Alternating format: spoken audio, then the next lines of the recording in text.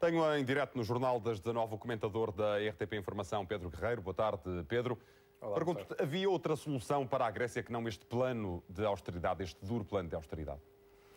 Bom, a extensão do plano é discutível, mas o plano em si mesmo não tem neste momento nenhuma alternativa que esteja desenhada na Europa. Todo o programa de resgates na Europa está desenhado desta forma, mas mesmo este plano que foi aprovado, ainda não há um vínculo político, nem na Grécia, nem fora da Grécia, que o garanta. E é por isso que, neste momento, a Troika quer que haja um compromisso por escrito dos partidos do chamado arco de governação da Grécia, uma vez que estão agendadas eleições já para abril e, portanto, à semelhança do que aconteceu em Portugal, a Troika quer garantir que aqueles que podem vencer estas eleições já estejam comprometidos. Acabas de tocar em dois pontos sobre os quais eu gostava de te ouvir. A primeira questão tem a ver necessariamente com o facto de Bruxelas e a Troika não ter ainda validado este plano de austeridade. É expectável que Bruxelas dê o aval a esses 130 mil milhões de euros para Atenas ou pode surgir ainda algum contratempo?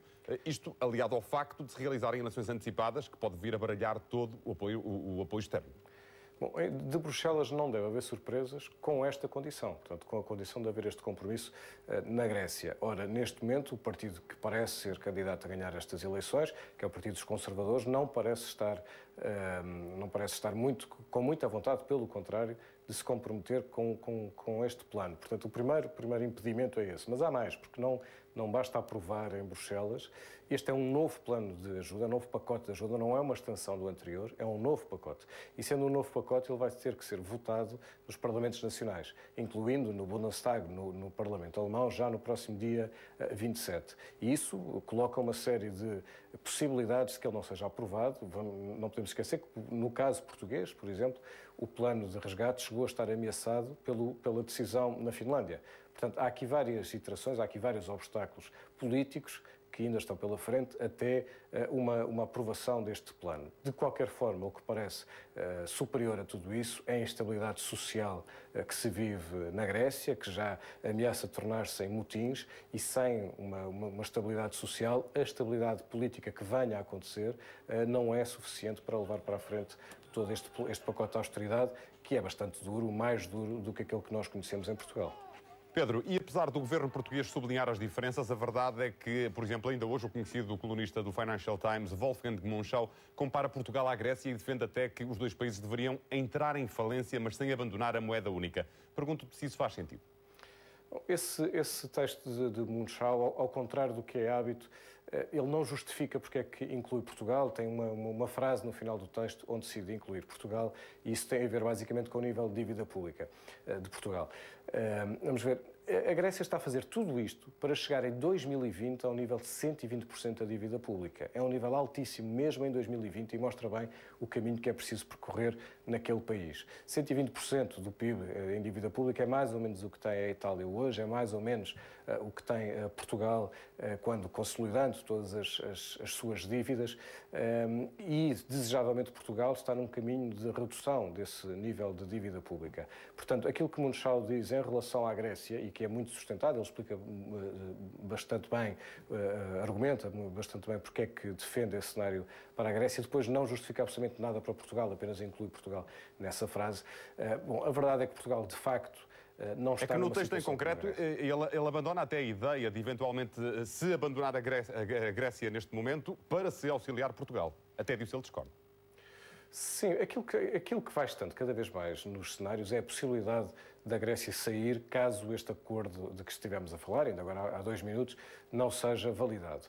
Parece ser, de facto, uma espécie de última oportunidade para a Grécia, até porque neste momento os mecanismos europeus para criar uma cerca de segurança à volta da Grécia, no sentido de conter uma possibilidade de contágio da crise grega ao resto da Europa, estes mecanismos, que são mecanismos de eficácia ainda duvidosa, nunca foram testados, isto nunca aconteceu na história da Europa, portanto, se acontecer, e vamos desejar que não aconteça, mas se acontecer, será a primeira vez, mas esses mecanismos hoje, dizia eu, estão em fase mais avançada do que estavam há alguns meses. E, portanto, há quem entenda que se a Grécia não aceitar este modelo as contrapartidas deste novo pacote de ajuda, então que a Grécia caminha de facto para uma saída do euro, para uma reestruturação total da sua dívida, portanto, para grandes perdas dos privados que emprestaram, que financiaram a Grécia, mas de uma forma ainda assim controlada, tanto quanto isso seja possível, ou seja, dentro ainda dos mecanismos da zona euro.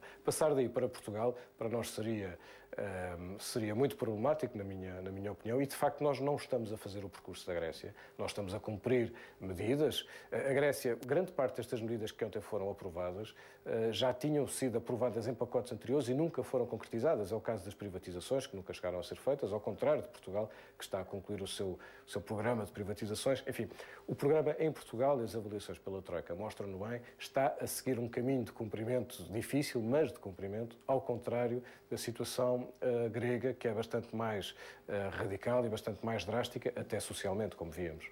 Pedro, em qualquer caso, ouvimos vozes em Portugal, como por exemplo a de Eduardo Catroga, durante o fim de semana, de defender que de alguma maneira Portugal deve renegociar ou reajustar, se entenderes assim, o plano de ajuda externa lá mais para a primavera. A questão que coloco, e coloco duas, é se de facto vês essa necessidade e se pode vir aí mais austeridade.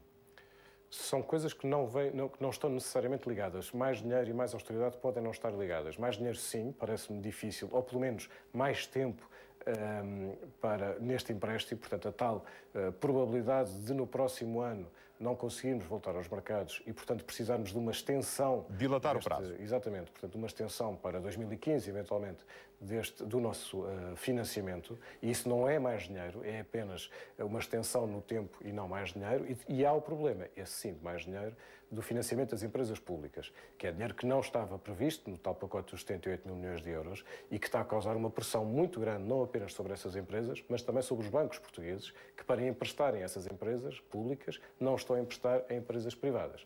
E, portanto, há de facto um problema de falta de crédito que está a ser muito consumido por empresas públicas, empréstimos de curtíssimo prazo, estamos a falar, essas empresas neste momento vivem com empréstimos de 30, 60 dias, não mais do que isso, portanto, com uma grande pressão sobre a sua própria tesouraria. Portanto, a possibilidade de haver a necessidade de um novo empréstimo no tempo ou de mais dinheiro existe, mas ela existe independentemente de estarmos ou não a cumprir o plano de austeridade. Existe, o que na prática não significa que isso represente mais austeridade para os portugueses? Não necessariamente. E a probabilidade de ser necessário mais dinheiro é bastante maior do que a probabilidade de ser necessária mais austeridade, o que não quer dizer que esse risco não exista.